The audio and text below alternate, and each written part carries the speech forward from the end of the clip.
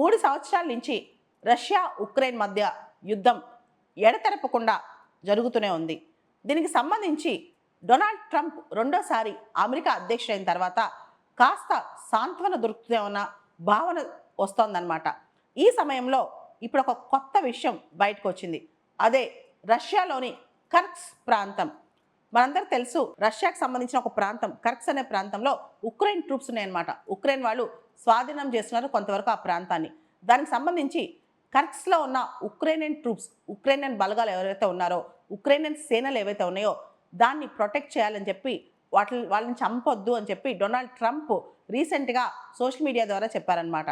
అయితే వాళ్ళు కనుక ఎవరైతే ఉక్రెయినియన్ ట్రూప్స్ రష్యన్ భూభాగంలో కర్క్స్లో ఉన్నారో వాళ్ళు కనుక సరెండర్ అయిపోతే, ఆయుధాలు పక్కన పెడితే వాళ్ళు బతకనిస్తామని చెప్పి పుతిన్ గారు నిన్న స్టేట్మెంట్ ఇచ్చారనమాట.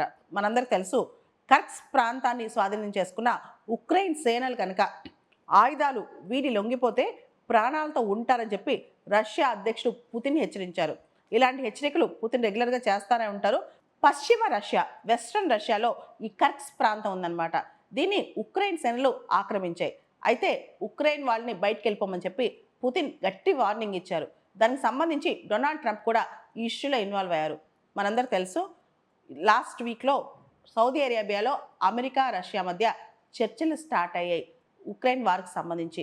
రష్యాకి సంబంధించి ఖచ్చితంగా వార్ ఎండ్ చేయాలని, ఉక్రెయిన్ యుద్ధం ఎండ్ చేయాలని చెప్పి డొనాల్డ్ ట్రంప్ భావిస్తున్నారు. అయితే వెరీ రీసెంట్గా 2 రోజుల క్రితం ఉక్రెయిన్ అధ్యక్షుడు జెలెన్స్కీ ఇంటరిమ్ పీస్ కోసం మేము రెడీగా ఉన్నాం, మేము ఇమీడియట్గా సీజ్ ఫైర్ చేస్తాం, మేము 4 వారాలు 5 వారాల్లో ఖచ్చితంగా మేము ఆయుధాలు పక్కన పెట్టేస్తాం, కంప్లీట్గా సీజ్ ఫైర్ చేస్తాం అని చెప్పి జెలెన్స్కీ ప్రకటించడం జరిగింది. అయితే పుతిన్ మాత్రం దీనికి ఇమీడియట్గా ఒప్పుకోవట్లేదు. ఆయన డిమాండ్లు చాలా ఉన్నాయి. ముఖ్యంగా కొన్ని డిమాండ్లు ఆయన అడుగుతున్నారు. ఎటువంటి పరిస్థితిలో ఉక్రెయిన్ని నాటోలో చేర్చవద్దని, ఉక్రెయిన్కి అసలు ఎటువంటి పరిస్థితిలో నాటోలో స్థానం ఇవ్వొద్దని ఫస్ట్ డిమాండ్ అనమాట. రెండోది, ఉక్రెయిన్ భూభాగంలో ఏ ఫారెన్ ట్రూప్స్ ఉండకూడదని, ఉక్రెయిన్ టెరిటరీలో ఎవరు సపోర్ట్ చేయకూడదు, ఏ ఫారెన్ ట్రూప్స్ ఉండకూడదు.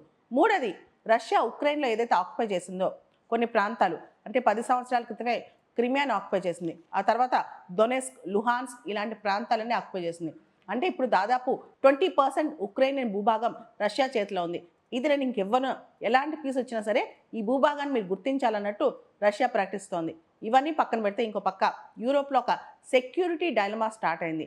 అమెరికా ఉక్రెయిన్కి సంబంధించి ఉక్రెయిన్ పైన ప్రెషర్ పెడుతుంది. అమెరికా ఉక్రెయిన్తో క్రిటికల్ మినరల్ డీల్, ఉక్రెయిన్కి ఇష్టం లేకుండా ఆ డీల్లోకి ఉక్రెయిన్ లాగుతుంది. అమెరికా ఉక్రెయిన్ క్రిటికల్ మినరల్స్ మీద కన్నేసిందని చెప్పి చాలామంది అక్కడ అనుకుంటున్నారు. ఇది మొత్తం ఉక్రెయిన్కే కాదు, యూరోపియన్ సెక్యూరిటీ కూడా థ్రెట్. అమెరికాని, ముఖ్యంగా డొనాల్డ్ ట్రంప్ అధ్యక్షతన ఉన్న అమెరికాని ఇప్పుడల్లా మనం నమ్మలేమని చెప్పి యూరోప్ కూడా తన సొంత సెక్యూరిటీ కోసం, తన భద్రత కోసం యూరోప్ ఆలోచిస్తుందన్నమాట. యూరోప్లో అనేక దేశాలు దీని మీద దృష్టి పెట్టాయి. ఈ తరుణంలో రష్యన్ ప్రెసిడెంట్ వ్లాదిమిర్ పుతిన్ ఇప్పుడు ఉక్రెయిన్ని హెచ్చరించారనమాట. కర్క్స్ నుంచి, రష్యాలోని కర్క్స్ ప్రాంతం నుంచి కనుక ఉక్రెయిన్ వాళ్ళు బయటకు వెళ్ళకపోతే, వాళ్ళు సరెండర్ కాకపోతే మాత్రం వాళ్ళ జీవితాలకే ప్రమాదం అన్నట్లు హెచ్చరిక జారీ చేశారు.